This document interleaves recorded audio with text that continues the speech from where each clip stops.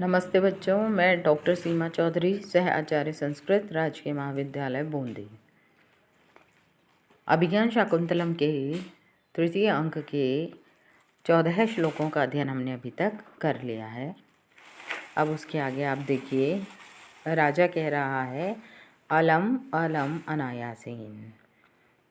जो कष्ट है उसको करने की आपको ज़रूरत नहीं है, तकलीफ़ करने की आपको आवश्यकता नहीं है। क्यों? संदष्ट कुसुम शयनान्या शुक्लांत बिस भंग सुरभिणी गुरु परितापानी न ते गात्राण्योपचारम अर्हन्ति। इसका अन्वय देखिए बच्चों। संदष्ट कुसुम शयनानी आशुक्लांत बिस्भंग सुरभिणी गुरु परितापानी ते गात्राणी उपचारम न अर्हन्ति। तो क्या कह रहे हैं वो? संदष्ट कुसुम शयनानी, फूलों की शैया को मर्दित करने वाले, कुसुम की शयन को संदष्ट यानी मर्दित करने वाले, आशुक्लांत बिस्भंग सुरभिणी, और शीघ्र ही मुरझाए हुए भंग हुए सुरभिणी कमल नाल के टूटने से जो सुरभि को प्राप्त हो गए हैं, सुगंध को प्राप्त हो गए हैं, ऐसे गुरु परितापानी अत्यधिक संतप्त ते गात्राणी उपचारम न अर्हन्ति, उनके अंग शिष्टाचार के, गात्राणी यानी उनके अंग शिष्टाचार के योग्य नहीं हैं, उपचार के योग्य नहीं हैं। तो फिर से देख लीजिए बच्चों एक बार, अर्थ क्या है? संदष्ट कुसुम शयनानी, फूलों की शैया को मर्दित करने वाले, फूलों की शैया को जिन्होंने मर्दन कर दिया है, ऐसे आशुक्लांत बिस्भंग सुरभिणी, जो शीघ्र ही मुरझा गए हैं, ऐसे कमल नाल के टूटने से सुगंधित, गुरु परितापानी अत्यधिक संतप्त, ते गात्राणी उपचारम न अर्हन्ति, उनके जो अंग हैं वो शिष्टाचार के योग्य नहीं हैं।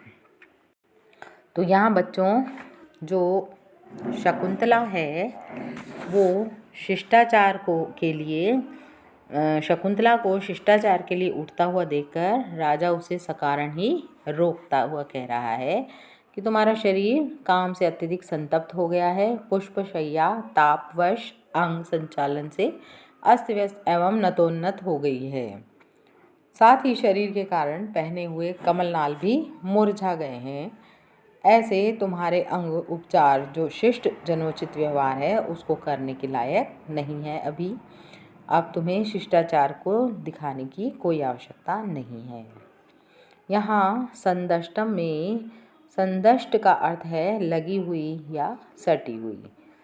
जो शकुंतला है उसका समग्र जो शरीर है वो कामाग्नि से जल रहा है और वो पुष्पों की शैया पर लेटी हुई है, और शरीर की जो गर्मी है उससे मुरझा करके पुष्पशैया के फूल उसके शरीर में लग गए हैं।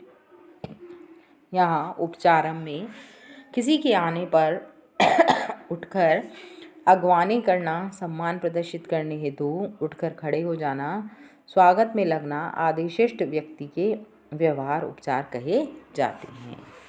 ये जो श्लोक है बच्चों उसमें शकुंतला के अंग दुष्यंत के आने पर उपचार या शिष्टाचार को नहीं कर पा रहे हैं, नहीं करने के योग्य हैं, इसके कारण यहाँ गुरु तापानी पद का प्रयोग किया गया है।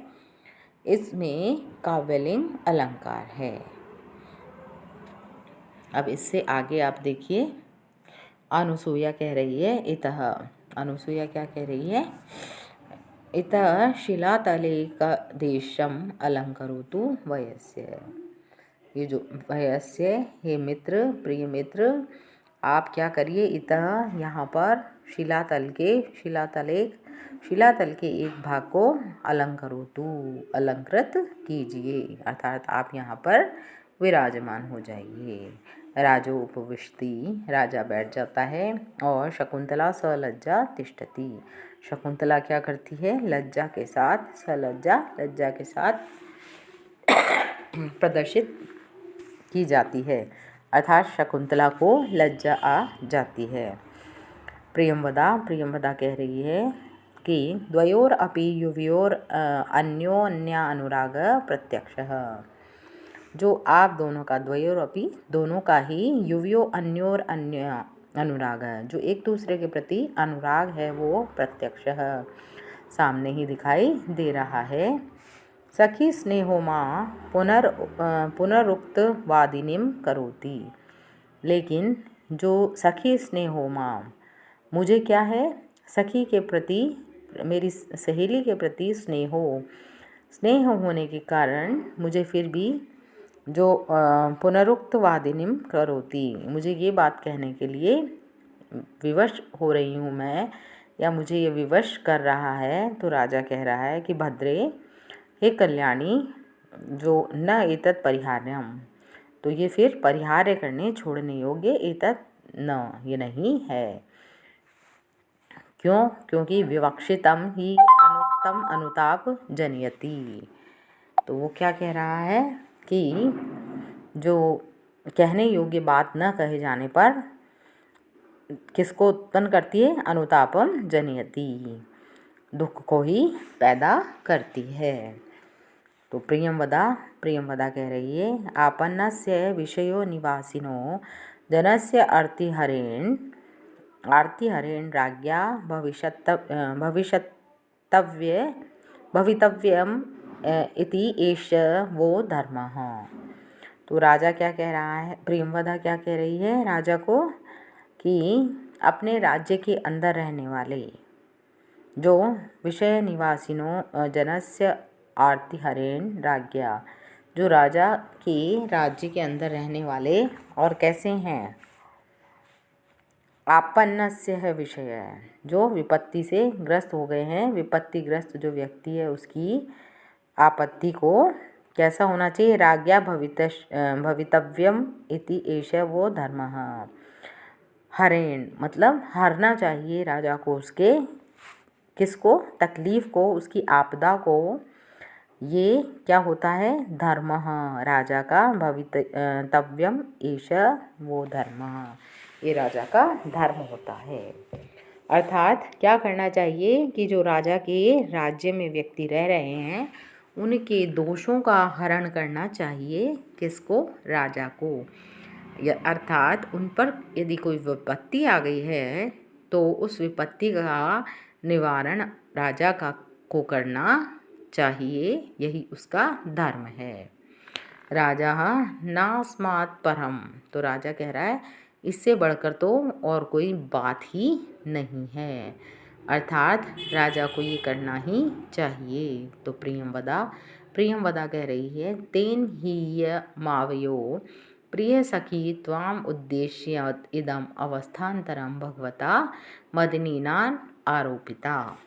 तो क्या कह रही है प्रियंवदा, कि राजा को क्या कह रही है प्रियंवदा, तो तेन ही, तो निश्चय ही हम क्या करना चाहिए, आवयो, हम दोनों की जो प्रिय सखी है, कौन, शकुंतला है, उसको त्वाम उद्देश्य, उसको लक्ष्य करके, उद्देश्य करके, उसको लक्ष्य करके, इदम अवस्थान्तरम, इस जो भिन्न अवस्था को, भगवता मदनीना रोपिता, जो को भगवान कामदेव के द्वारा पहुंचा दी गई है।